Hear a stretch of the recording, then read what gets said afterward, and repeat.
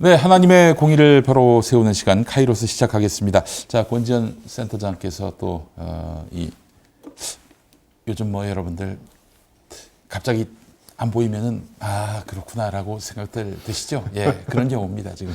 예, 충분한 치료의 시간을 갖고 다시 여러분들 앞에 나오게 될 겁니다. 자, 저는 이제 평화나무 이사장인 김용민입니다.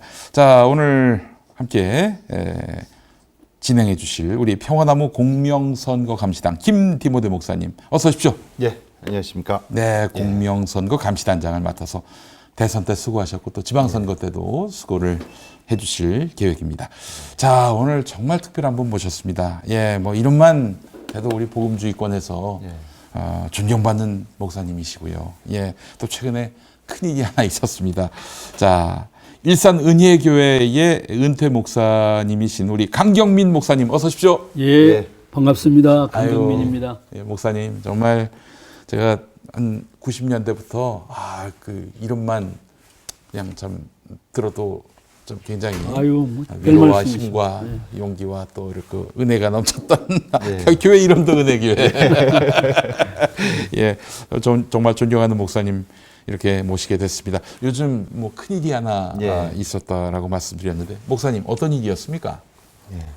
지난 며칠 전 오늘 기준으로 3월 21일이었죠. 한국기독교연합회관 앞에서 그 강경민 목사님의 부당 면직 취소를 촉구하는 기자회견이 열렸습니다. 그래서 주간 이름 자체가 그 강경민 목사 부당 면직 반대 공동대책위원회 그 이하 32개 단체가 함께 성명을 발표했는데요. 이 강경민 목사님을 은퇴 목사이심에도 불구하고 그 해당 교단 노회에서 이 면직을 하려는 그런 움직임이 있어서 그래서 이게 부당하다는 촉구 기자회견을 열게 된 것입니다. 여러 그 교계 단체들이 또 함께 연대를 했고요. 우리 목사님이 정말 그 너무 이게 부당하기 짝이 없다라고 말할 수밖에 없는 면직 조치. 목사님 면직 조치는 이제 그 목사 아님 이렇게 결론 내리는 거죠? 이미 아까 목사님께서 이제 그런 기운이 있다 말씀하셨는데 이미 노회에서 면직을 시켰죠. 이미 면직이 되셨습니까? 시켰어요. 면직을 시키고 제가 이제 부당하니까 총회 재판국에 이제 상소를 했기 때문에 아마 뭐 최종 결정이 나지 않았다 이렇게 생각할 수는 있겠지만 노회에서 즉결 심판을 통해서 즉결 심판 저의 그 목사직을 면직을 시켰습니다. 야, 이게 참 알만한 사람들이 말이죠. 목사님 그 목사님의 그 저 후배이기도 하고 또 이제 또 평소엔 또 목사님 존경했던 그런 분들이 아니었을까 싶은데 어떻습니까? 그렇습니다. 예, 근데 그런 사람들이 지금 목사님을 면직했어요. 아이고 참 일단 노회 결정이 그러하고 총회가 어떻게 또 이걸 받느냐, 어떤 결정을 내리느냐, 또 이제 그 남은 이런 그 변수를 할 수 있을 텐데. 제가 그 어제 목요일이죠. 어제 재판국의 최종 결정이 났는데 총회 재판국. 무효 선언을 했답니다. 무효. 그러니까 이제 이게 면직 아님. 무죄면 그 재판이 틀렸다. 이렇게 끝이 나는데 무효는 다시 재판을 노회로 돌려보내서 재판을 다시 해라. 이런 의미라고 그래요. 그러니까 이제 무죄가 선언이 됐으면 재판이 끝난 건데 무효라고 선언했기 때문에 재판이 다시 노회로 돌아가서 노회에서 어떤 결정을 할지 그것은 이제 진행을 두고 봐야 할 것 같습니다. 그 세상 법정으로 말하자면 파기환송 같은 것인데 그렇습니다. 그런 식인가 봐요. 대법원에 파기환송이 있으면 이제 고등법원으로 돌아가서 고등법원에서 이제 대법원의 그 이 판결 취지대로 또 다시 이제 판단을 하게 될 텐데 목사님 그러면 총회에서는 어떤 취지입니까? 그러니까 목사님의 이런 그 이 면직 처분 노회의 면직 처분은 잘못됐다라는 겁니까? 아니면은 뭐 절차에 문제가 있었다 뭐 이런. 그래서 이제 그 제가 그 재판국의 판결문을 제가 아직 개인적으로 받아보지를 못했는데 어제 했다고 그러니까 아마 제 생각으로는 두 가지일 것 같은데요. 네네네. 하나는 그 판결 내용이 무리가 있다. 그 법 적용이 무리가 있다. 네. 이렇게 이제 생각했을 가능성이 많고 네. 하나는 그 재판 과정이 예. 즉결 재판에 회부할 만한 그런 내용이었느냐. 아. 그다음에 이제 즉결 재판이었기 때문에 당연히 제가 법정에 예. 출석하지도 않았고 저에게 변론권을 전혀 주지 않는 아유, 그건 그런 말도 안 되는 상황이었기 때문에 재판이죠. 아마 그런 과정을 문제 삼았을 수 있을 겁니다. 네. 아니 뭐 절차와 내용 모두 하자가 있다라는 이제 판단인 건데, 그럼 목사님, 그 노예는 왜 그렇게 즉결로 해가지고 그렇게 파행적으로 재판을 냈을까요? 뭐 특별한 이유가 있었습니까?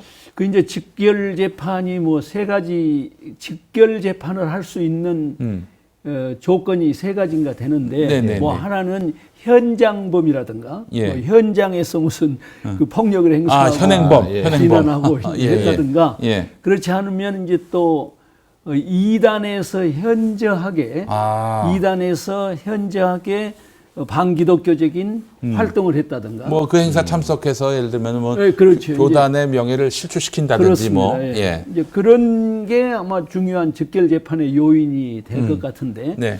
저는 뭐 일단 제가 그 노예에 참석을 안 했기 때문에 예. 현장범이 될 수가 없는 거고. 아이, 그럼요. 그다음에 이제 제가 활동했던 그쪽에서 생각하면서 이단에서 활동했다라고 생각한 그 이단의 그 대상이 기독연구원 느헤미야였으니까. 예. 기독연구원 느헤미야를 오늘날 누가 그 이단으로 단죄한 경우가 없잖아요. 아유, 느헤미야는 아주 건강하고 아주 건강한 바른 교회 신학을 개혁 추구하는 단체인데. 네네네. 예, 그러니까 뭐 아주 내용 자체가 부당한 거죠. 예. 직결 재판을 했다는 것 자체도 부당하고, 그 다음에 이제 직결 재판이었기 때문에 저한테 뭐 언제 출석해라 뭐 변론권을 전혀 주지 않았으니까 그 과정이 절대적인 하자가 있는 거죠. 요거는 이제 세상 법정 가도 예. 세상 법정 가도 이건 엎어집니다. 예. 이런 재판이 어디 있어요? 세상에 변론권도 없이 그냥 일방적으로 결정 내리는 거는 이거는 뭐 중세 마녀 사냥하고 닮아 있는 겁니다. 그럼 목사님, 지금 몇몇 사람들이 그 목사님을 음해하자 뭐 그렇게 나왔던 것 같은데. 누굽니까? 그 실체들이. 그 실체가 누굴까요?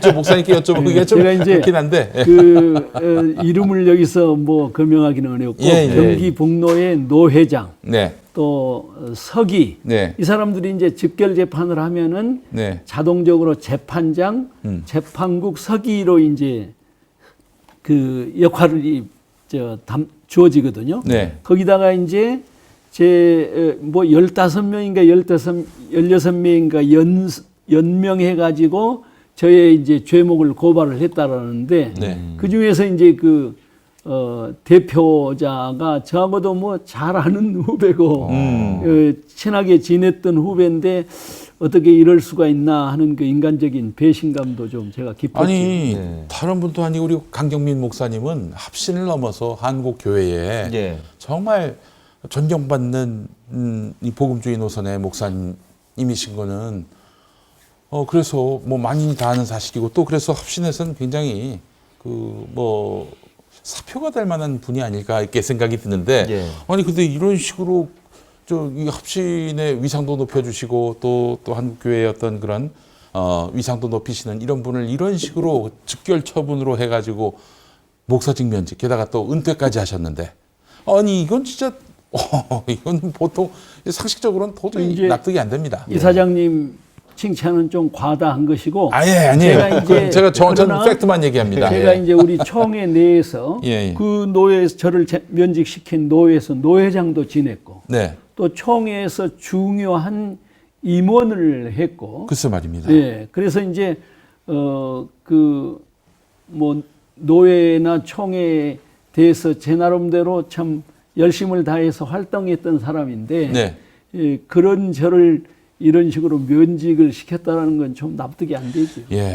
그 일산 은혜교회 이전에도 이 목사님 걸어오신 행보 자체가 예전에 저 남서울교회 그 홍정길 목사님 교회 때 전도사 시절에 청년부 사역도 하셨고 그리고 일산에서 1999년에 남서울 일산교회랑 네. 일산 영락교회가 통합해서 세워진 교회입니다. 아, 일산은혜교회가. 그렇습니다. 예, 예. 그러니까 걸어오신 행보 자체가 도저히 이게 그 무슨 뭐 흔히들 뭐 진보 진영에 있는 목사들 뭐 소위 모두 까듯이 막 맹목적으로 까는 그 골수 보수 그 신앙 노선에 계신 분들이 계시잖아요. 네. 그렇게 함부로 이렇게 깔 수 없는 그런 그 보수적이고 복음주의 노선을 걸어오신 행보가 있으시단 말이에요. 네. 게다가뿐만 아니라 이 강경민 목사님 같으신 경우에는 이제 오늘 혹시 방송을 이제 처음 보시는 네. 그래서 이 재판 내용에 대해서 왜 이렇게 그 면직 처분까지 가게 되셨는지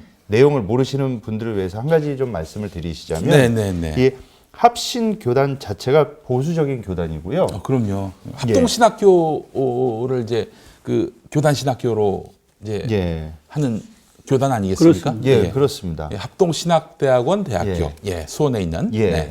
그리고 새삼스럽게 이제 이 문제가 되었던 거에 대해서 뭐 이제 사건을 전혀 모르시는 오늘 방송을 처음 보시는 분들을 위해서 좀 간략하게라도 말씀을 드리면 그 김군주 목사님이라고 계십니다. 네. 이게 이제 그 협동 목사로 계신 목사님이시고 또 한선영 김근주 목사님. 목사님도 그 예. 우리 기독연구원 느헤미야의 느헤미야, 교수님이시고요. 소속 예. 예. 그 한선영 목사님의 여성 목사님 계시죠. 네. 근데 이 두 분이 어느 날 갑자기 온 게 아닙니다. 계속 한동안 꽤 계셨던 분입니다. 근데 왜 새삼스럽게 갑자기 김군주 목사님의 친동성애 성향을 문제 삼고 또 더불어서 합신교단은 이제 여성 안수를 이 총신처럼 합동교단처럼 금하고 있는 교단이죠. 네. 근데 여성 목회자를 교회 공동체에서 같이 사역을 하게 했다고 아니 이미 훤히 알고 있는 내용을 갖다가 새삼스럽게 갑자기 꼬투리 잡아가지고요. 이게 면직 사유고 이게 문제가 된다라고 공론하고 문제 제기를 한 겁니다. 그래서 교회가 네. 교회 입장에서는 네. 아니 김군주 목사님 우리 교회 오랫동안 협동 목사로 계셨고 한선영 목사님도 우리 교회 같이 사역하신 교육자신데 어떻게 노회에서 이 사람들 내보내라고 그랬다고 공동체고 가족처럼 여기는 식구처럼 생각하는 분들인데 하루아침에 이분들을 그냥 교회로 내쫓을 수 있겠느냐. 그래서 전교인이 투표를 한 겁니다. 네네네. 그래서 전교인이 투표를 해서 제적 604명 중에 519명이 참여를 했거든요. 예. 그래서 투표 결과 이분들을 내쫓을 바에 우리가 노예를 나가자. 이분들을 보호해주고. 네네네. 그래서 노예를 나가길 원하는 거 찬성 453명. 어휴, 압도적이었죠. 예. 그 반대 66명을 해서 예. 교단을 탈퇴해서 김군주 목사님과 한선영 목사님을 보호해 준 것이죠. 아, 예. 정말. 그랬다고 예. 이 당시에 담임 목사이신 그리고 이광하 목사님하고 그 당직 장로들, 그 당회 장로들을 면직시켰는데 그것도 모자라서 은퇴하신 강경민 목사님까지 또 면직을 노회장까지 지내신 분인데. 그렇습니다. 예. 그러니까 이 사건의 발단이 바로 여기서 시작이 된 것입니다. 이야, 이거는 완전히 보복이네, 보복. 예. 아니, 사상의 자유도 평등의 원칙도 완전히 깡그리 뭉개면서 아무 어떤 그 정당성 없이 그 지금 뭐 이 김근주 목사님과 한선영 목사님을 내쫓으라고 그렇게 한 건데, 근데 이거에 대해서 교인들이 집단지성으로 안 된다. 차라리 그렇다면 우리가 노예를 탈퇴하겠다. 그렇게 해서 이 목사님들께는 의리를 지키고 또한 신앙 양심을 지킨 건데 이걸 갖고 보복을 해요. 예. 심지어 은퇴하신 우리 강경민 목사님까지. 야, 아니 그 합신교단이 이런 교단까지는 아니었던 걸로 알고 있었는데.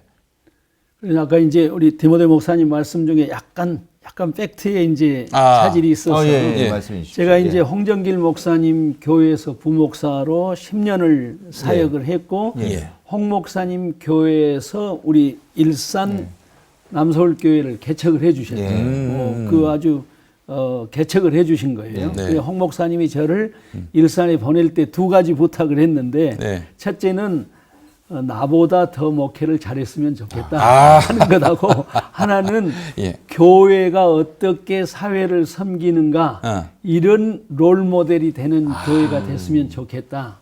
야. 이런 부탁을 해서 예. 저는 뭐 그 부탁에 충실하게 예. 목회를 잘했다고 생각을 합니다. 뭐 부족한 맞습니다, 부분이 목사님. 많았지만 네. 그런데 이제 4년 정도 목회를 하다가 예.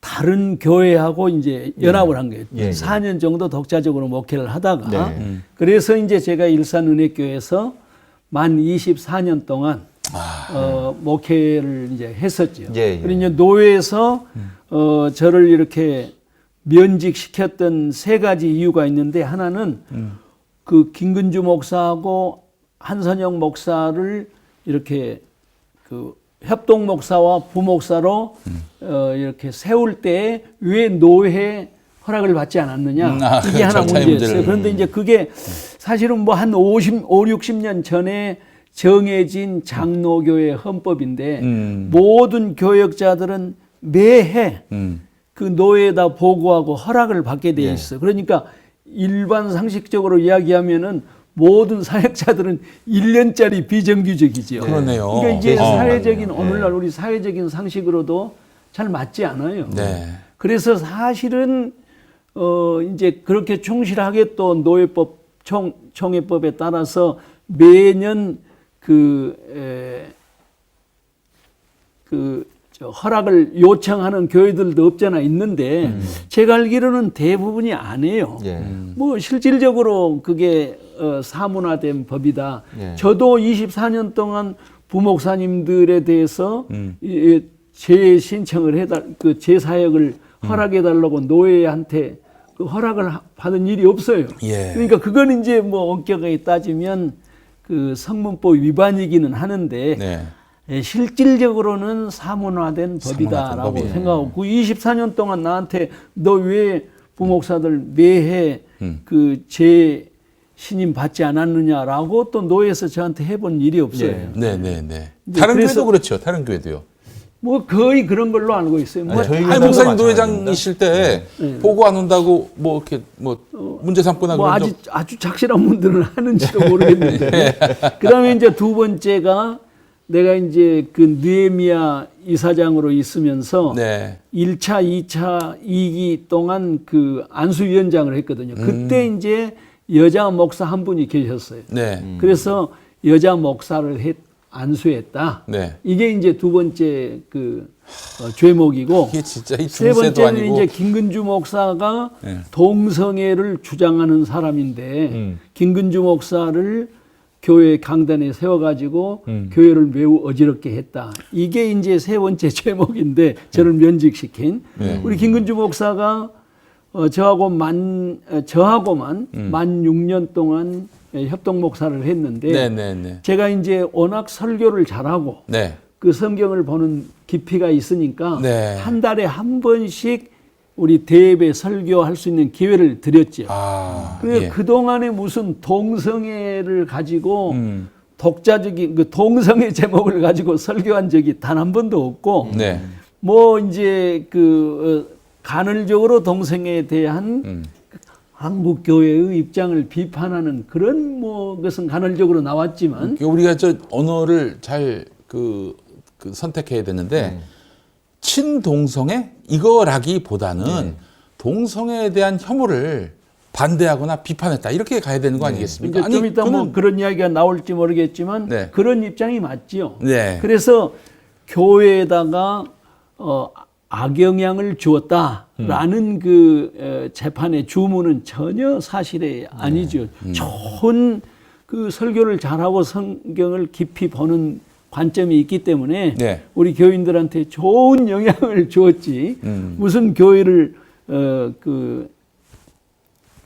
악한 영향을 주는 것은 뭐 그건 있을 수가 없는 거죠. 이제- 그래서 이제 그게 저를 이렇게 면직시켰던 그 주문 내용이고 그 다음에 이제 그거다 이거다와 관계없이 한 6개월 전에 김근주 목사하고 그때 이제 저도 이미 저 담임 목사직에서 은퇴한 후지요. 네. 그때 후임 목사님이 담임으로 있는 이광화 목사님이 이광화 담임으로 목사님. 있을 예.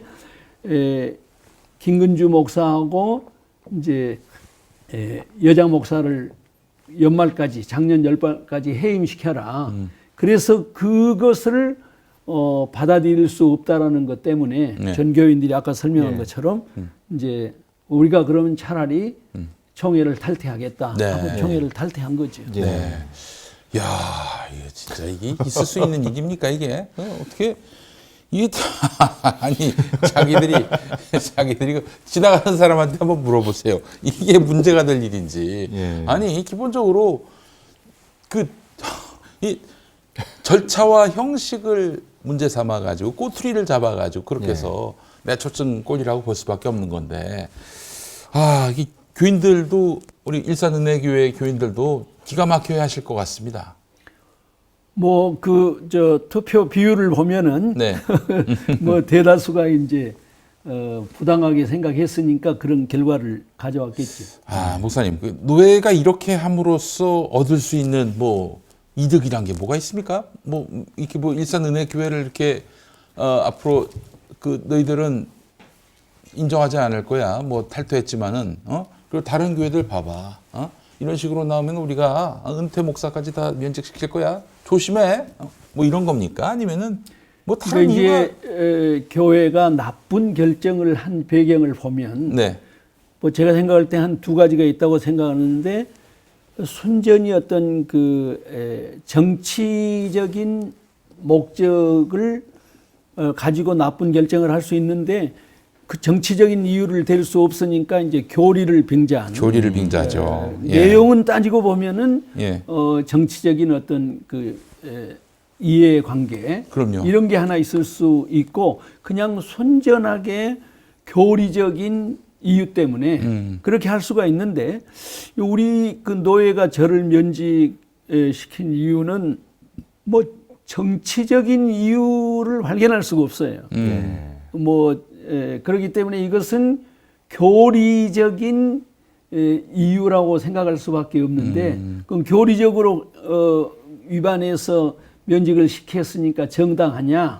그렇지 않죠. 그 교리에 대한 그 유연성 이런 게 너무 그 경직돼 있어가지고 참 이런 안타까운 결과를 가져왔다라고 생각이 됩니다. 네. 저는 목사님이 면직을 당하신 것 자체가 저는 목사님께서 정말로 노회장을 제대로 잘하셨구나라는 생각밖에 안 듭니다.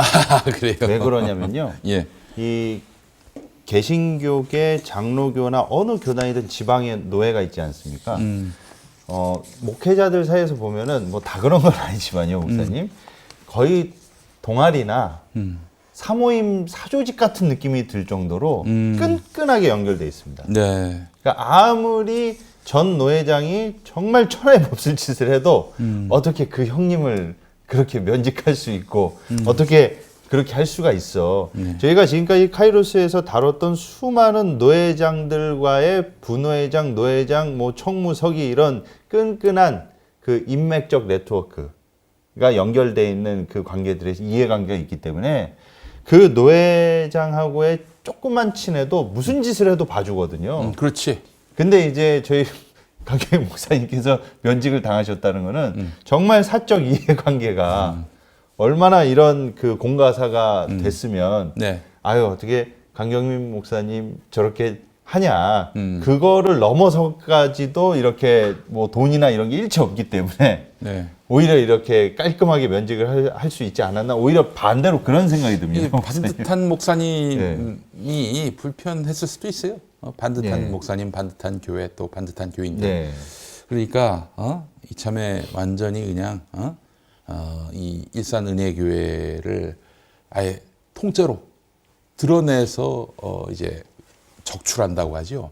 하는 이유가 그들의 어떤 정치적 그 영향력을 확장하기 위한. 그래서 그 안에 반대파나 이런 그 견제 세력을 모두 다 이제 아예 본보기로 일산은혜교회를 본보기로 삼아가지고 도려내려고 하기 때문 아닐까 하는 그런 생각을 해봤습니다만은.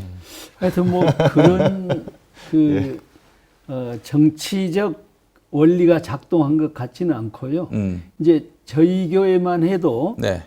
우리 교단이 전체적으로 좀 작은 교회들이 많습니다. 네. 물론 또 우리 노예도 뭐 당연히 작은 교회들이 많고, 뭐 우리 교회가 우리 노예에서 가장 큰 교회였죠, 사실. 아, 예, 그러니까 예. 이제 지금 지나놓고 보면 아까 우리 디모데 목사님 말씀은 제가 이렇게 공적인 그런 그 관계를 가져왔다라고 좋게 말씀하셨는데 제가 이제 이런 일을 당하면서 나 자신을 성찰해 보면은 저로서는 전혀 그런 의식이나 생각이 없었는데 이제 다른 목사님들이 보면은 네가 큰 교회 목회하니까 그러느냐? 이런 식의 어떤 그 그런 게 있었을 것 같아요. 그래서 제가 좀 그 부분에 대해서 더 섬세하고 디테일한 그런 관심을 가지고 그 큰 교회에 대한 무슨 그 오해 같은 걸 좀 극복해 갔었으면 하는 그런 아니 이게 부당한 처사를 당하시고는 거기서도 나의 성찰할 지점이 무엇이 있는가? 아니 그걸 고민하시면 목사님 진짜 아니, 그런 적이 그 사람들 더 없잖아요. 부끄럽게 만드시는 거예요. 있을 것 같아요. 예, 알겠습니다, 목사님. 목사님, 그러면 지금 논란이 된 거니까 김근주 목사님의 이 그 동성애에 대한 혐오에 대해서 비판하시는 그 관점에 대해서는 우리 목사님 어떻게 생각하시는지요? 저는 이제 뭐 우선 교회 안에서 김근주 목사님하고 제가 이제 만 6년을 이렇게 담임 목사, 협동 목사로 사역을 하면서 그 동성애 문제에 대해서 본질적으로 논의를 해본 일이 없습니다. 뭐 설교를 안 했으니까 그걸 뭐 이슈 삼아가지고 예. 잘못 이야기하면 너 뭐 동성애에 대해서 이렇다라는데 뭐냐 하고 제가 무슨 검증을 하는 이 그런 사람 이제 이거 너무 좀 위험한 사람인데? 오해를 할 수도 있으니까 그런 이야기 자체를 이제 하지 않았고 다만 이제 김근주 목사 그런 이야기를 밖에서 들으니까 네. 김근주 목사가 쓴 이제 글을 저도 뭐 유심히 몇 편을 이제 보고 그랬는데 이제 크게 한 두 가지로 생각할 수 있을 것 같아요. 김근주 목사가 동성애를 성경이 말하는 죄로 생각하느냐. 네. 이 부분에 대해서는 저는 분명하게 성경적 관점, 계시적 관점은 동성애를 죄로 생각한다. 왜냐하면 성경은 하나님께서 사람을 남자와 여자로 양성으로 창조하셨다라는 게 분명하니까 네. 저는 그렇게 믿으니까 네. 이제 동성애를 죄로 생각을 하는데 네. 김근주 목사님 관점은 성경을 한번 더 유심히 들여다보자. 과연 성경이 동성애를 죄라고 생각하는지 성경적 관점을 더 깊이 한번 보자. 그러니까 그것은 성경 계시의 권위를 부인하는 입장은 전혀 아니라고 믿고 그 다음에 그 계시에 대해서 우리가 어떻게 해석해야 하느냐. 네. 해석적인 관점에 대해서는 학자로서 무슨 이야기인지 못하겠느냐. 아유, 그럼요. 학자의 자유를 우리가 제한해서는 안 된다. 그런 입장이 제 입장이에요. 네. 그러나 동성애에 대한 관점 자체는 김근주 목사하고 나하고 다를 수 있다. 그 다른 것은 얼마든지 포용할 수 있다. 하는 게 이제 저의 입장이고요. 네. 그 다음에 하나는 이제 동성애 자체에 대해서 우리가 의학적으로 어떻게 생각해야 하느냐. 그러니까 의학자들은 일반적으로 동성애가 어떤 문화적 그런 그 결과라기보다는 태생적인 그런 그 한계를 가지고 있다라고 생각하는 게 일반 의학자들의 그 보편적인 관점이잖아요. 옛날에 적시병으로 취급했어요. 근데 요즘에는 의사분들부터 이게 이제 태생적으로 갖고 나온 본성이다. 이렇게 보는 그렇게 시각이. 이제 생각한다면 예. 우리 신학적으로 굉장히 심각한 문제가 더 생길 수밖에 없는 거죠. 네네네. 그래서 그 부분에 대해서 한국 교회가 마치 동성애만 동성애를 죄로 인정하면은 다 성경을 옳게 보는 것처럼 네. 예를 들면 로마서 1장 20절 이하의 그 동성애 문제에 대해서 가장 분명하게 지적하고 있다고 사람들이 생각하는 그 로마서 1장 문제도 동성애뿐만 아니라 모든 죄악을 이렇게 지적하면서 네. 동성애를 그 죄악 가운데 n분의 1로 지적을 한 거지. 마치 우리 지금 한국 교회가 그 동성애에 대해서 반대하는 입장을 보면은 동성애만 반대하면은 모두가 의로운 것처럼 이렇게 생각하는 그런 신학적인 경향성을 김근주 목사는 굉장히 그 비판하고 있는 거죠. 그 진짜 한국 교회가 말이죠. 특히 보수 교회가 뭐 동성애만 사회 악인 줄 그것만 지적하면 다 하는 걸로 생각하는 그것만 문제 삼아요. 이런 분위기잖아요. 지금. 본인들한테 가장 해당되지 않을 사안이기 때문에 자신 있어 하는 것 같아요. 아니 그 지금 세습이라든지 뭐 이런저런 뭐 또 교회의 공돈을 횡령한다든지 그리고 이런저런 또 성범죄 이 문제 얼마나 많습니까? 네. 이런 문제에 대해서 눈 감고 오로지 동성애만 그냥 정죄하기 바쁘고 저는 뭐 그 성경에 나와 있는 내용은 다 그 계명으로서 존중을 해야 되는데 우리 예수님이 그런 말씀하셨지 않습니까, 목사님? 가장 우선된 계명은 사랑이다.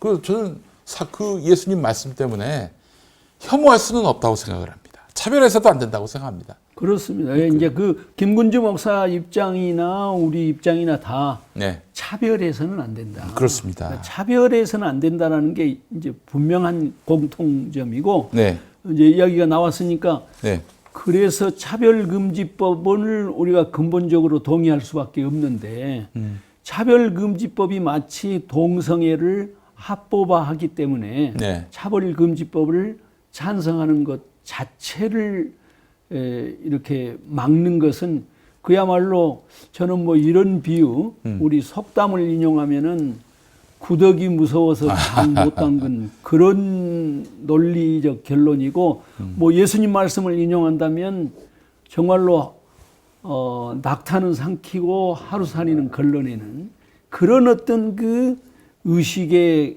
결과물처럼 느껴져요. 한국 교회가 이 동성애 문제만 해결되면 뭐 만사가 해결되는 것처럼 한국 보수주의 교회가 이렇게 예. 생각하고 있는 것은 굉장히 잘못된 편향된 그 결과를 가져오리라고 생각합니다. 네, 그 목사님. 목사님을 보는 이제 외부 시선에서는 네. 아마 목사님 오늘 말씀하신 내용이 정말로 뭐지 싶을 겁니다. 왜냐하면 이 목사님처럼 말씀하시는 보수 진영에 있는 목회자들이 그 목사님의 어떤 부분을 갖고 이제 놀라워하냐면요.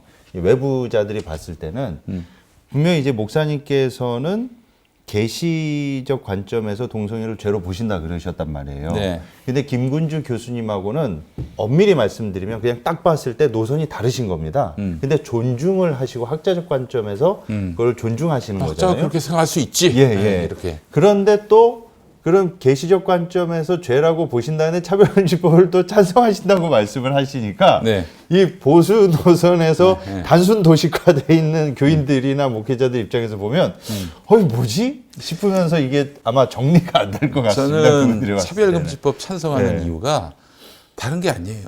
지금 한국 교회가 완전히 그 사회적으로 매도당하고 있고 예. 비난받고 아니 솔직히 뭐 억울할 일은 아니에요. 그만큼 한국 사회로부터 신뢰를 잃었으니까요. 예. 근데 그런 이유로 나중에 한국 교회가 차별을 당한다? 우리를 지켜주는 건 차별금지법입니다. 예. 근데 그 차별금지법은 예. 우리를 위한 법이기도 한데 오로지 동성애자만을 위한 법인 양 이렇게 왜곡하고 오도시키는 거는 그건 좀 큰 문제가 있다 이런 생각이 그 듭니다. 아까 디모데 목사님이 지적한 게 강 목사님 좀 보수주의자 같은데 왜 또 전혀 그 보수주의자들이 가는 입장하고는 다른 입장을 이야기하지 그렇습니다. 이제 예. 혼돈스러울 수 있겠다라고 생각할 수 있는데 근데 저는 우리 그 합신을 졸업하면서 제가 학부 때부터 대학원 졸업까지 우리 박윤선 목사님에게 공부를 이제 지도를 받은 거예요. 근데 우리 박윤선 목사님의 신학을 한마디로 정돈한다면 계시 의존 사색이거든요. 하나님의 말씀을 절대적인 기준으로 삼자. 네. 그랬지, 그건 그래서 저는 그런 의미에서 제가 합신을 졸업하고 박윤선 목사님께 받은 좋은 유산이라고 저는 자부심을 가지고 있어요. 아, 맞다. 계시 의존적 사색. 계시가 우리 사고의 출발점이 돼야 한다. 네. 그 좋은 유산임을 가지고 있는데 박윤선 목사님께서 계시 의존 사색을 이야기할 때 그분이 나의 신학이 절대적이다 이렇게 말씀한 게 아니거든요. 하나님의 계시의 말씀이 절대적이라는 거지. 그러면 그 계시를 어떻게 해석하느냐, 어떻게 이해하느냐 이 부분에 대해서 절대적 권위를 갖는 사람은 역사적으로 단 한 사람도 없었잖아요. 그러니까 박윤선 목사님은 그 정신이 있었던 거예요. 아, 계시 의존적 사색이 절대적인 신학의 출발점이지만 어느 누구도 이 계시를 완벽하게 해석할 수 있는 사람은 없다. 이게 박윤선 목사님의 정신인데 그 제자들은 그 박윤선 목사님의 신학적 틀을 절대화하고 있는 거지. 이걸 우리가 넘어서지 않으면 안 되는 건데. 네. 그래서 그게 우리 보수주의자들이 가지고 있는 신학적인 한계다. 이렇게 생각을 하죠. 그래서 저는 그 계시 의존 사상이라는 유산은 철저하게 받아들이는 사람이고, 그러나 우리가 이 계시를 어떻게 해석해야 하느냐 하는 것에 대해서는 충분히 열려져 있고, 그런 면에서 우리 김근주 목사님의 그런 그 신학적인 열정과 순수성을 아주 존중하는 거죠. 예. 그 사실 합동신학교 교수님들 제 논문이나 이런 것들을 읽어보면 야, 신학이 고퀄이다. 예, 그런 생각을 많이 가졌어요. 이 사회 현상에 대해서 정말 성실하게 해석하는 것도 그렇고요. 말씀에 대한 존중도 있고요. 그래서 참 괜찮은 교단이다라고 생각을 했는데 이 무슨 이런 말도 안 되는 일이 벌어졌는지 모르겠습니다. 목사님, 그러면 우리 한선영 목사님 사례를 또 이야기하지 않을 수가 없는데 여성 안수 안 된다 이거 아닙니까? 그 경기 북노회가요. 여성 안수에 대한 그 목사님의 생각은 어떠하신지요? 우리 한선영 목사님은 이제 2005년 그 정도부터 우리 교회 이제 전도사로 사역을 했는데 목사 안수 받을 수 있는 이제 코스를 다 마쳤는데 우리 교단에서 일을 하기 때문에 목사 안수를 안 받은 거죠. 네. 안 받고. 네. 그래서 제가 이제 그때는 교단에 이제 교단이나 총회 이런 차이가 있지만 이런 부분에서 차이가 있지만 이런 차이 때문에 내가 교단을 튀어나가야겠다. 또 여기까지는 제가 생각을 안 한 거거든요. 그래서 이제 그동안에 한선영 목사님이 전도사로서 교회를 잘 섬겼는데 제가 이제 어느 날 그 교회를 이제 내가 뭐 2년 후면 정년하겠다라고 생각할 때 한 목사님한테 이야기를 했죠. 당신이 기도하는 가운데 내가 목사 안수를 받아야겠다 생각하면 받아라. 네.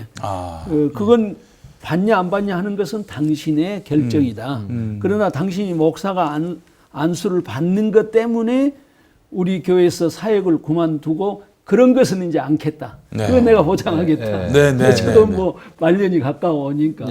그렇게 해서 그분이 기도하는 가운데 목사 안수를 받은 거죠. 그래서 목사로서 안수 받고 저하고 한 2년 동안 이제 일을 했고 우리 그 이광화 목사님이 그 기간 동안에는 이분이 우리 교회 후임자가 될 가능성을 생각하면서 유학을 갔어요. 2년 동안. 그래서 이제 그 이광화 목사님이 목회 행정을 담당하지 않았던 그 기간 동안에 그 한선영 목사님이 아주 큰 일을 했죠. 그래서 저는 이제 그렇게 해서 한선영 목사님은 우리 교회에서 목사 안수를 받은 거고 저는 이제 목사 안수에 대해서 당연히 하나님께서 남자도 하나님의 형상으로 창조하고 여자도 하나님의 형상으로 창조했기 때문에 맞습니다. 남녀 간의 차별이 있을 수 없고 그다음에 문화적 그런 긴 세월 동안 하나님께서 그런 여성의 그 목사 안수를 이렇게 문화적 영향 때문에 잠정적으로 이렇게 허용하는 경우가 있었는 것처럼 보이지만은 갈라디아서 3장 28절에 있는 말씀처럼 예수 그리스도 안에서는 유대인이나 자유인이나 노예나 자유인이나 남자나 여자나 유대인이나 이방인이나 다 하나다. 이 말씀이면 뭐 충분히 다른 말씀들을 해석하고 압도하는 그런 그 전제라고 생각하기 때문에 네. 여성은 잠잠해야 한다. 여성은 안수 안 해야 한다. 이건 뭐 아주 그 성경 해석을 잘못한 거고 그런 논리로 보면은 해석 안 되는 성경이 너무 많잖아요. 예. 그렇습니다. 예. 예. 그런 논리로 보면은 예. 그래서 예. 이건 참 잘못된 거다. 저는 뭐 합신에 입학 당시부터 그렇게 생각을 해왔는데 네. 뭐 그것 때문에 내가 합신을 뛰쳐나와야겠다. 예. 이런 생각까지 않다가 네. 이제 저도 그 은퇴를 앞두고 이게 여자 목사의 안수의 길을 막아서는 안 되겠다라는 그 개인적인 결정을 했던 거죠. 네. 아유, 너무나 당연한 아주 상식적인 그런 이 그 사고를 하고 계신데 이게 이 면직의 이유가 됐다는 현실이 참 너무 지금이 21세기인데 말이죠. 예, 참. 이게 마치 저희로 따지면은요, 이게 되게 이게 코믹스러운 게 저희 순복음이지 않습니까, 목사님? 네네. 저희 순복음 교리나 네. 저희 가르침 중에 뭐가 있냐면 예. 방언을 해야 성령 받았다라고 생각하시는 분들이 계세요. 오. 이거를 아주 신념처럼 예. 강하게 붙들고 계신 분들이 아하. 계십니다. 예, 예. 근데 현실적으로 방언기도 못하는 순복음 출신 목사들, 네. 목회자들, 신학생들 많거든요. 예. 그리고 그 교리에 동의하지 않는 음. 신학생들하고 목회자들도 많습니다. 있어요. 예. 그러니까 합신교단이나 지금 합동교단이 여성 안수를 교리적 이유로 주지 않지만 그것에 동의하지 않는 그 목회자들도 있고 사람들도 있잖아요. 네. 그리고 자체적으로 교단은 다르지만 그 목회자를 부교육자로 부목으로 이렇게 쓰는 경우도 허다하고요. 네. 근데 마치 어느 날 갑자기 저를 쫓아내자니 와서 방언해봐 그러는 거죠. 아니 근데 그 방언해봐 그러면 바로 방언이 됩니까 그게? 근데 이제 방언기도 하시는 분들은 되시니까요. 아 그래요? 오. 그리고 방언 너 왜 순복음인데 방언 못해? 예. 나가. 이거랑 마찬가지로 예. 야 우리 합시는 여성 안수 안 주는 게 맞아. 예. 너 교회 데려다 썼네? 예. 나가. 이거랑 다를 게 없는 그 거예요. 굉장히 매한가지라는 그 유사한 구조라고 생각이 돼요. 예. 근데 이제 저희 합시는 사실은 뭐 잘 알려진 것처럼 그렇게 큰 교단이 아니에요. 작은 교단이. 그러니까 작은 교단으로서 어떤 굉장히 그 유익이 있어요. 좋은 점이 있어요. 근데 이제 좋은 점을 살려갈 수 있는데 우리 합신의 그 40년의 역사를 보니까 너무 교단이 작아서 다른 목소리를 내면은 금방 튀어나와요. 아. 예? 그게 이제 약점이에요. 예. 그래서 사람들이 내가 다른 생각을 가지고 있지만 그 다른 생각을 이야기하면 금방 튀어나오고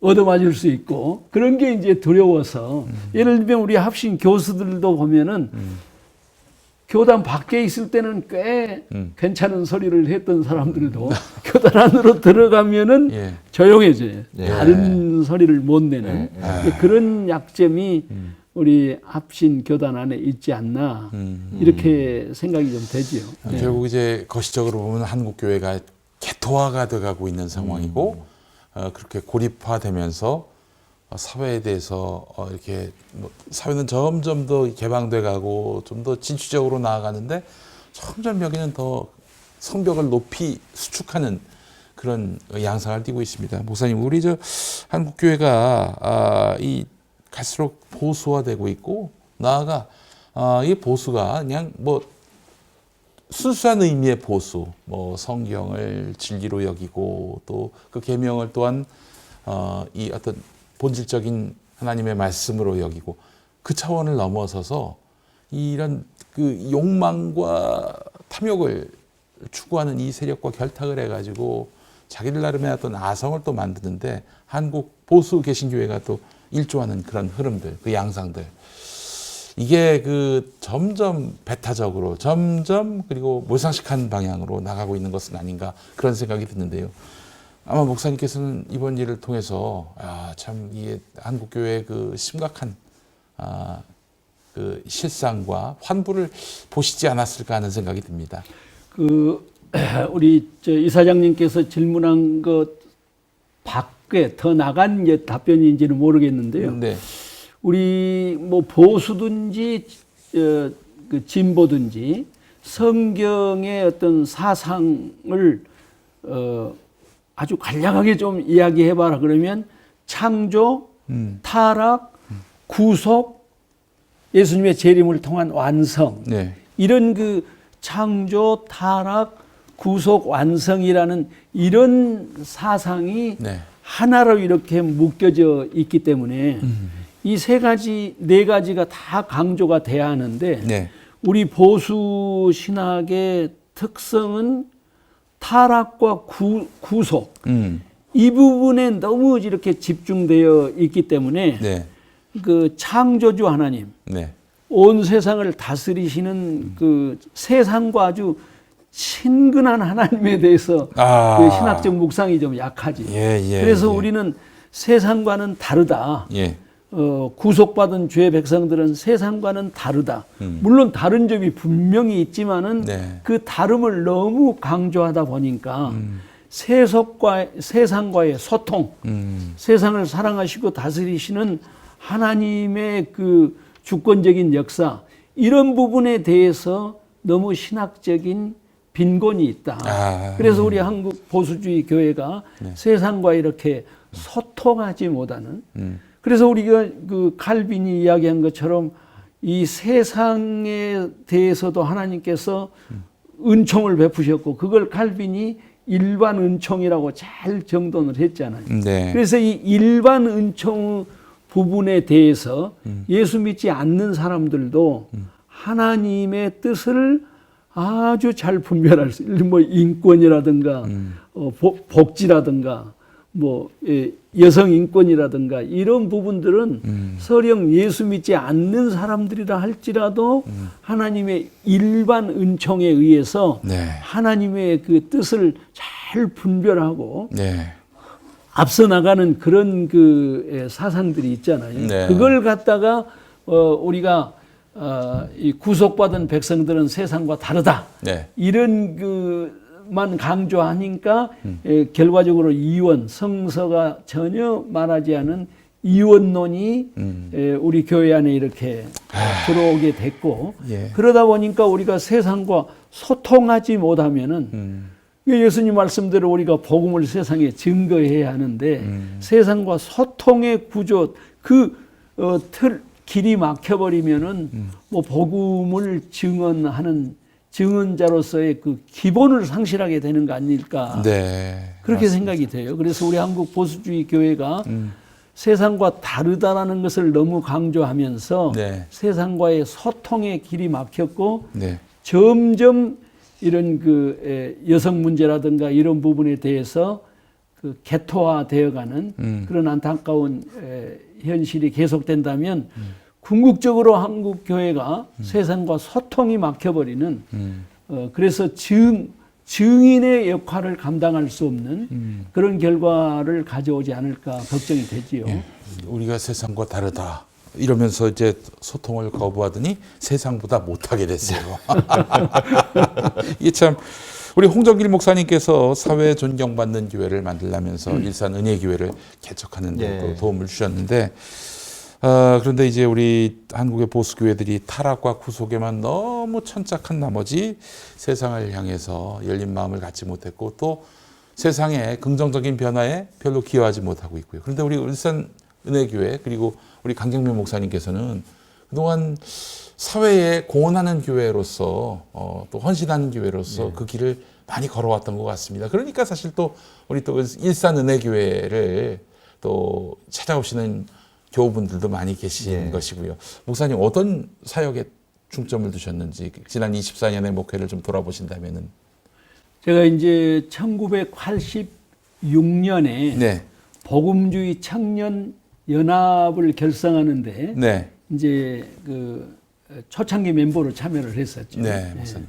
그래서 우리 이만열 교수님이 역사가적 입장에서 이제 말씀을 하면은 한국 복음주의권에서 최초로 사회 참여를 공헌화했던 게 그 복음주의 청년연합이다. 1986년에 이렇게 결성이 됐는데. 예. 그래서 이제 86년, 87년에 그 6월 항쟁이 있었죠. 이제 6월 항쟁이 있고 저 상김 선거가 있었잖아요. 네네네. 그때에 복음주의권에서 그 공명선거 감시 운동에 아주 얼마나 깊이 참여를 했는지 이저 진보 쪽에서 좀 깜짝 놀랐어요.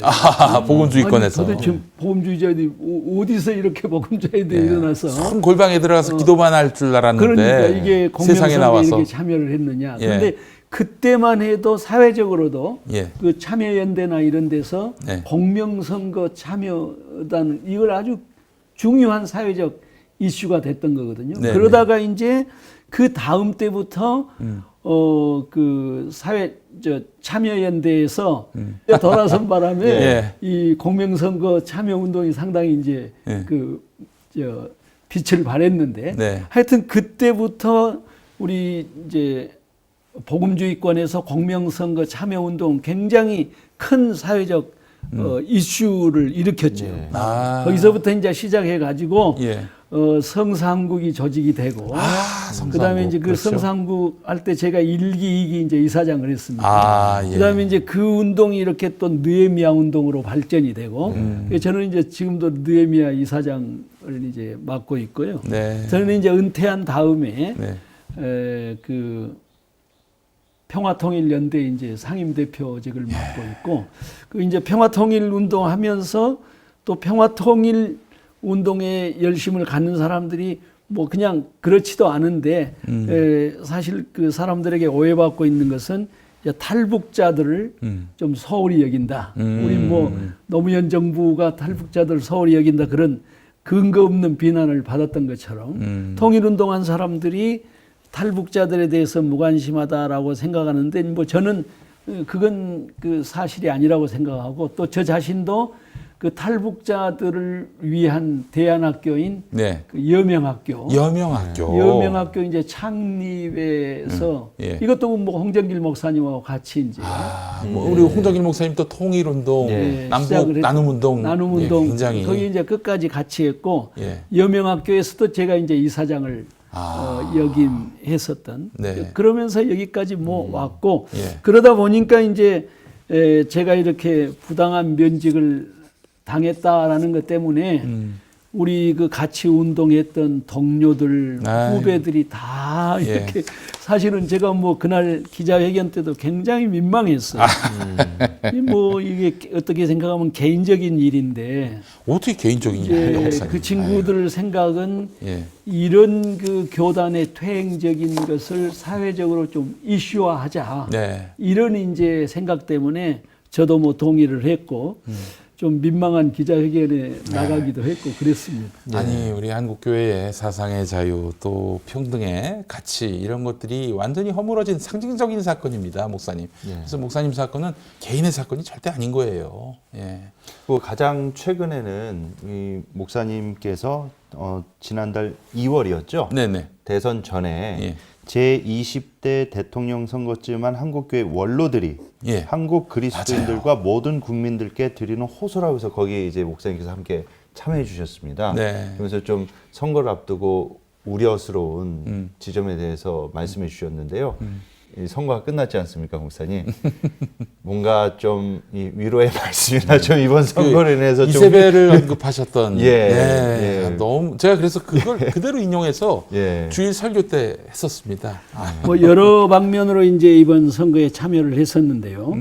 이제 우리가 선거할 때 항상 생각한 게 이제 목회자들로서는 그 중립성이라는 걸 이제 기본적으로 생각하지 않습니까? 네네네. 그래서 저도 그런 생각을 좀 가지고 있었는데 한 두어 달 전에 그 정의평화 구현 사재단의 좌장격인 그 함세흥 신부님을 만났어요. 네네네. 그래서 함세흥 신부님이 하신 말씀이 나도 그 신부로서 정치적 중립을 지켜야겠다라는 생각을 했는데 이번 선거 윤석열이 등판하고 이재명이 이제 결국 둘 중에 하나가 돼야 하는 이런 상황을 보면서 이건 아니다. 윤석열이 돼서는 안 되겠다. 이런 그 당신의 신앙적 양심 때문에 그런 어떤 그 형식적 중립이라는 것을 넘어서서 윤석열은 안 된다라는 이야기를 내가 그 신부로서 분명하게 해야겠다. 네. 이런 말씀을 하셔서 예. 저도 이제 예. 거기에 동감을 해서 그때부터 저도 아예 그냥 그 형식적 중립 노선을 버리고 신앙과 양심에 따라서 네. 윤석열은 안 된다. 윤석열이 안 되니까 당연히 이제 이재명이 돼야 한다라는 그런 입장이. 그럼요. 아니, 우리 목사님도 시민으로서 자기 정치적 의사를 밝힐 수 있습니다. 다만 그걸 예배 시간, 공예배 시간에 하면은 그거는 좀 안 되겠지만은 그러나 그 개인으로서 다양한 자리에서 그 이제 발언할 수는 있는 것이고 또 그런 의사를 적극적으로 피력해야. 네, 또 이제 그렇게 해서 제가 내놓고 이재명을 위한 기도 운동을 이제 시작을 했던 그런 계기가 됐고요. 네. 그러다 보니까 이제 우리 복음주의권에서 강 목사님이 너무 이렇게 내놓고 하는 거 아니냐는 염려를 한 분도 계셨고 네. 친한 친구들 가운데서도. 그런데 이제 의외로 우리 복음주의권 안에서는 아주 거의 절대적인 신학적 영향력을 미치신 분이 김세윤 교수님. 김세윤 교수님, 김세윤 우리 저 총시대 교수 하셨던. 총신대에 계시고 하다가 이제 마지막에는 풀로, 네. 미국의 풀로 신학교에서 이제 신야가 가르치시다가 네. 지금은 은퇴하시고 독일의 튜빙겐 대학에서 이제 마지막 연구 작업을 하고 계시는데. 덥수룩한 수염. 맞습니다. 그 두 분이 연락이 왔어요, 저한테. 예. 내가 그 밖에서 한국 선거 상황을 보니 굉장히 우려스럽고 이게 뭐 당신이 미국에서 경험했던 트럼프 경향과 너무 비슷한 상황이 벌어지고 있어서 이거 윤석열은 안 되겠다라는 생각을 가지고 그 서명을 하려고 하는데 내 제자들이 한 놈도 없다. 아이고 이런. 그분이 그렇게 근데 욕해서 표현을 그렇게 하시고 내가 욕해서 미안합니다. 네. 자기들한테 유익할 때는 다 김세윤이 제자라고 써먹었는데 네. 이제 정작 나서야 할 때 아무도 나서지 않는다. 그러니 강 목사님이 내가 좀 나는 여기 있어서 잘 모르니까 내가 그 윤석열 반대 서명을 하고 싶은데 내가 위임을 할 테니까 강 목사가 좀 이 서명하는데 내 이름 좀 끼워달라. 그렇게 부탁을 해서 이제 마치 그때 우리가 또 그 이만열 전 국사편찬위원장 지낸 이만열 장로님하고 성명서를 준비하고 있고 그럴 때 이제 그 두 분이 앞에 나서서 이제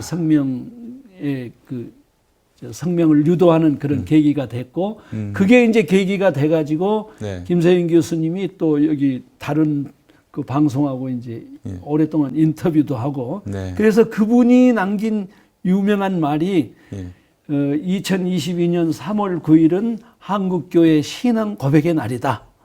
이렇게 이야기를 한 거예요. 그래서 아주 그 신학적인 원로를 통해서 우리의 그 선거 참여가 신학적 정당성을 인정받는 그런 그 계기가 또 마련됐었죠. 그런데 다수 교회는 바알 신에 대한 신앙 고백을 했습니다. 짜왕으로 신앙 고백을. 목사님께서 그 제가 그 녹화 전에 그 홍정길 목사님 그 교회 계셨을 때 그 민정당 소속된 그 청년 하나에 대한 에피소드를 말씀해 주셨는데 제가 너무 이게 귀감이 돼가지고 그것도 좀 후배 목회자들한테 한번 말씀해 주실 수 있으세요? 그래 이제 이게 목회자들의 중립성 이게 이제 중요하고 아까 우리 이사장님도 상당히 보수적으로 말씀하셨는데 설교 강단에서는 그래도 좀 중립성을 강하게 지켜야 하지 않느냐 이렇게 말씀하셨는데 뭐 저는 기본적으로 그 입장에 동의를 하지만 제가 87년에 그때가 이제 그 양김이 분열되고 그렇죠. 그 김영삼 또 김대중 DJ, 예. 노태우, 김종필 이 네 사람이 이제 선거에 나올 때 아니에요. 네. 그때 이제 제가 홍정길 목사님이 심우했던 교회에서 청년부를 지도했어요. 그때 청년들이 한 130, 150명 출석을 했었는데 그때 내가 이제 설교를 하면서 이렇게 했죠. 당신들이 YS를 선택하냐 DJ를 선택하냐 하는 것은 정치적 자유고 정치적 선택이다.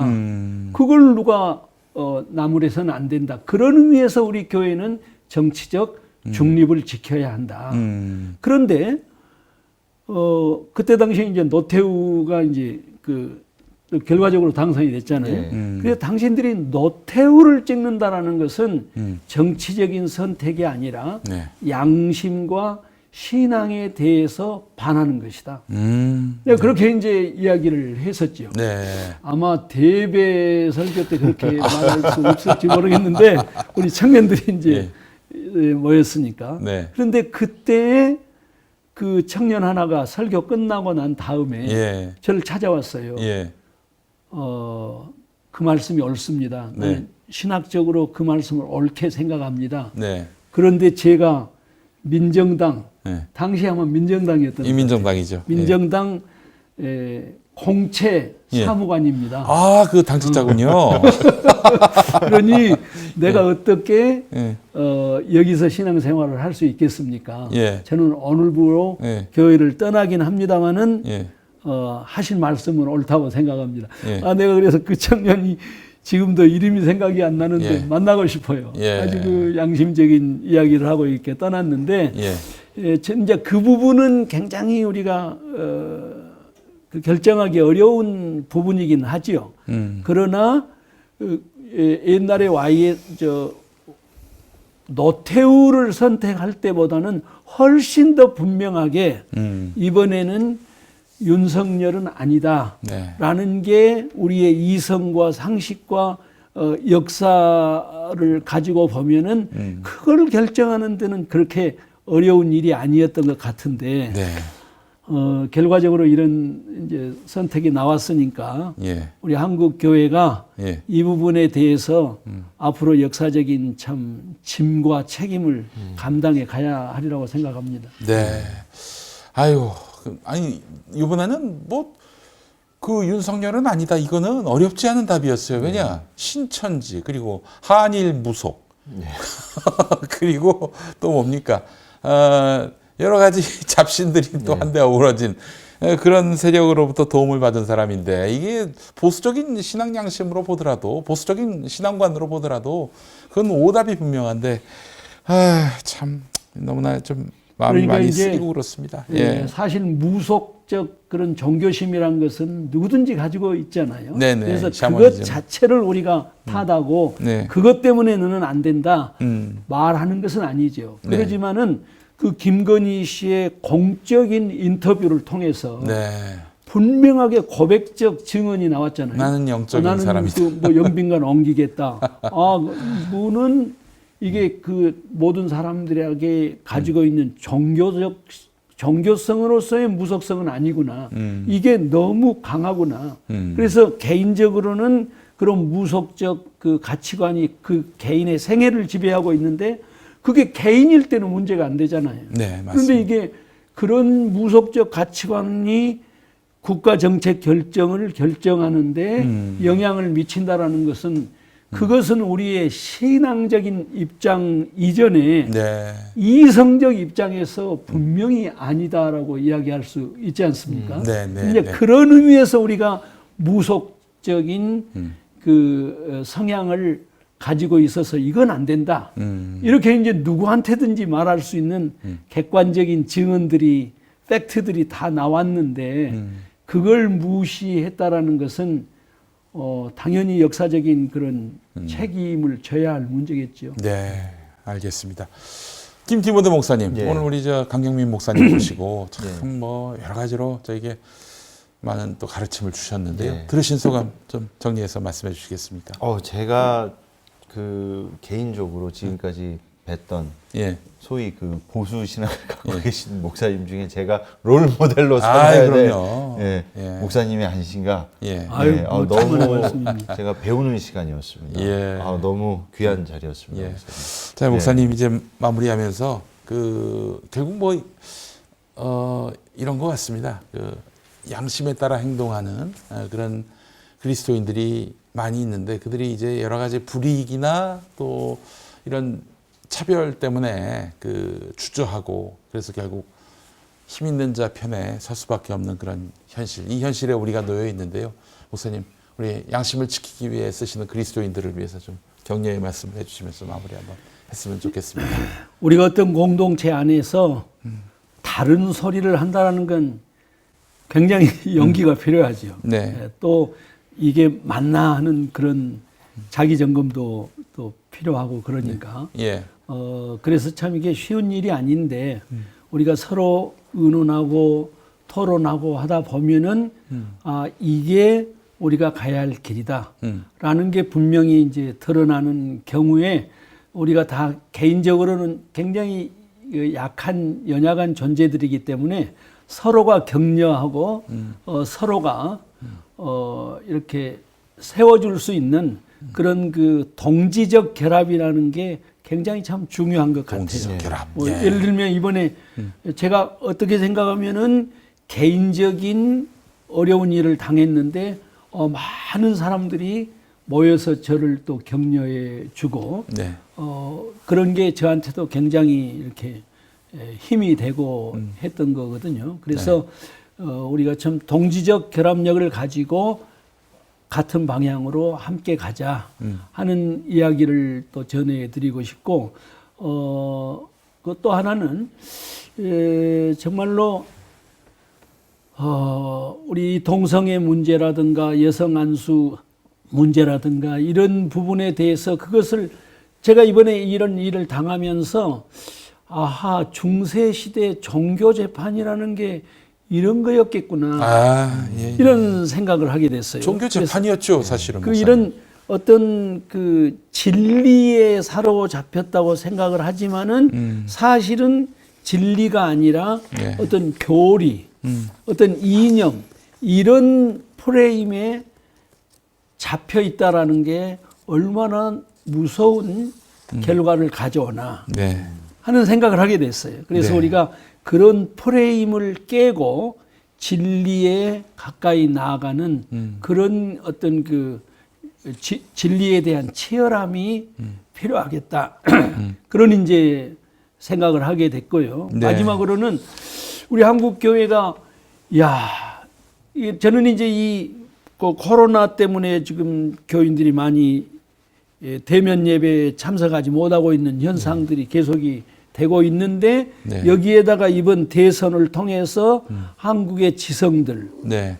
또 뿐만 아니라 교회 내의 젊은 지성들이 네. 한국 교회의 목회자들에 대한 실망감 이런 것 때문에 네. 엄청나게 소위 말하는 가난한 교인들이 네, 네. 증가되리라고 생각을 해요. 네. 그래서 그분들에게 가난한 교인들에게 제가 하고 싶은 말씀은 문제를 지적하는 게 중요한 게 아니라 네. 대안을 어떻게 모색하느냐 이게 중요하다. 네. 그래서 우리가 낙심하지 말고 낙심하지 말고. 대안을 모색하는 대안 공동체를 찾아가자 네. 하는 부탁을 드리고 싶습니다. 알겠습니다. 네, 감사합니다. 예, 양심을 지키는 것 우리 공동체 안에서 또 연대하는 이들이 많고 또 함께 동지적 관계를 이루는 이들이 많을 때 더욱 그것을 잘 지킬 수 있다라는 그런 말씀도 해주셨습니다. 대한예수교장로회 합신총회와 경기 북노회 우리 강경민 목사님에 대한 면직 결정 이제 취소하고 그리고 부당한 처분 사과하고 반듯한 길, 바른 길로 올라서기를 바랍니다. 또한 이 지금 사실 예장 합심만의 문제는 아닌데요. 여성 목사님들에 대한 안수 문제 언제까지 이거를 그냥 못 본 척 모른 척 할 겁니까? 성경적, 신앙적, 사회적 입장을 책임 있게 공론화하면서 이거를 이제 받아들이는 그리고 이것을 또 하나의 어떤 상식 체계로 만드는 일들에 함께 했으면 하는 그런 바람을 갖습니다.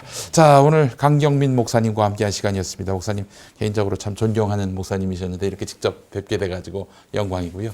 제가 또 앞으로 열심히 목사님의 이런 철학과 정신을 좀 이어받아서 저희도 좋은 기독 NGO로서 최선을 다하도록 하겠습니다. 오늘 나와주셔서 감사합니다, 목사님. 감사합니다. 네. 네, 감사합니다. 자, 카이로스 다음 시간에 뵙겠습니다. 고맙습니다.